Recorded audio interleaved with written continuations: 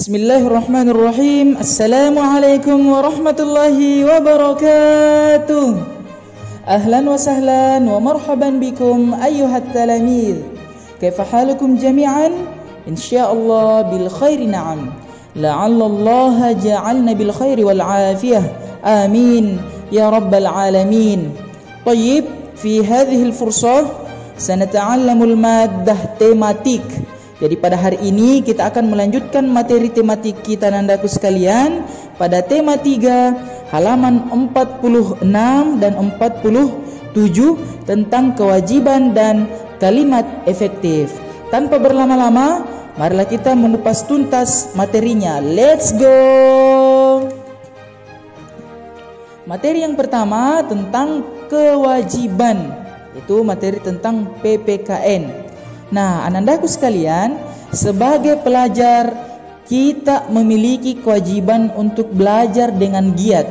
Jadi anandaku punya kewajiban di rumah, walaupun belajarnya lewat online, pembelajaran kita lewat online, tapi tetap wajib untuk mengikuti pelajaran dan harus giat.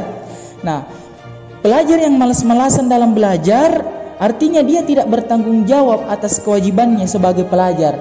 Jadi kalau ada materi yang dikirimkan oleh ustadz atau miss, maka kewajiban anandaku sekalian adalah mengikuti pelajaran tersebut, dan kalau ada tugas atau ada PR, maka harus bertanggung jawab untuk menyelesaikan dengan baik dan tepat waktu.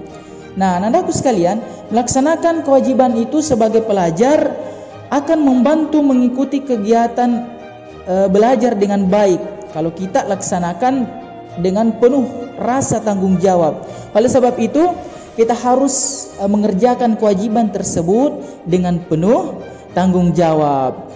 Tugasnya sebagai siswa, tugas kita sebagai santri adalah belajar. Semua materi yang dikirim oleh ustadz dan miss wajib kita pelajari. Itulah yang dinamakan sebagai kewajiban sebagai seorang pelajar. Taib, kemudian kita lanjut pada materi yang kedua, materi bahasa Indonesia tentang kalimat efektif. Nah, anak-anakku sekalian, kalimat efektif ini adalah kalimat yang disusun dengan sesuai kaidah dan ejaan bahasa Indonesia. Nah, pada pertemuan sebelumnya kita sudah mempelajari tentang teks eksplanasi.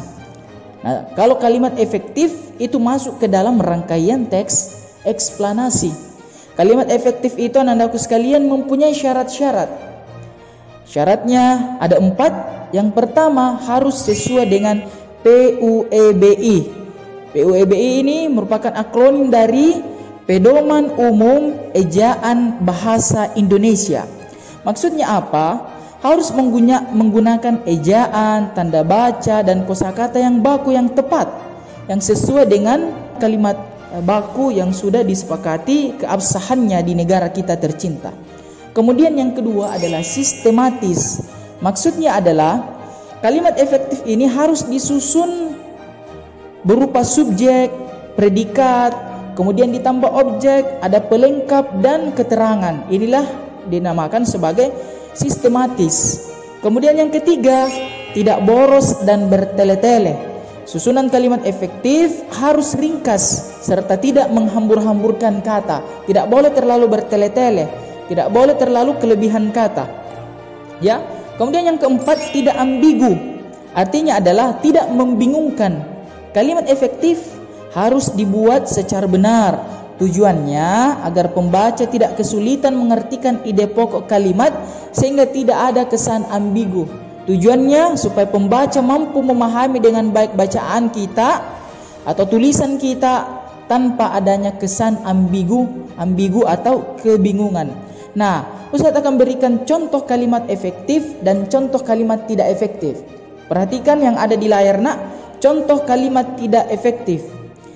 Baik siswa laki-laki maupun siswa perempuan wajib memakai dasi. Kalau dilihat kalimatnya, ini sudah bagus, sudah mampu dipahami, tapi terlalu boros dan bertele-tele. Maka kalimat efektifnya adalah seluruh siswa wajib memakai dasi. Baik anandaku sekalian, inilah yang dapat kita pelajari pada hari ini. Kemudian Semoga anandaku memahami dengan baik tentang kewajiban sebagai seorang pelajar dan tentang kalimat efektif. Tugas anandaku ada pada halaman 48, yaitu tentang membuat kalimat tidak efektif dan kalimat efektif.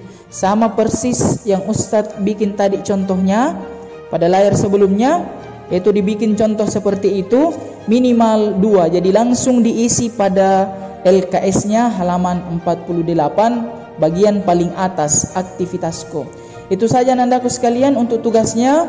Taib, syukran ala husni ihtimamikum. Sanaltaqi fil usbu'il qadim insyaallah. Tetap semangat dalam setiap pembelajaran dan tentunya Ustaz berharap anandaku menjaga salat 5 waktu dengan baik, dan pesan untuk santriku yang akan mengikuti lomba agar tetap semangat dalam mempelajari materi-materinya supaya mendapatkan hasil yang maksimal dan memuaskan. Amin amin ya rabbal alamin.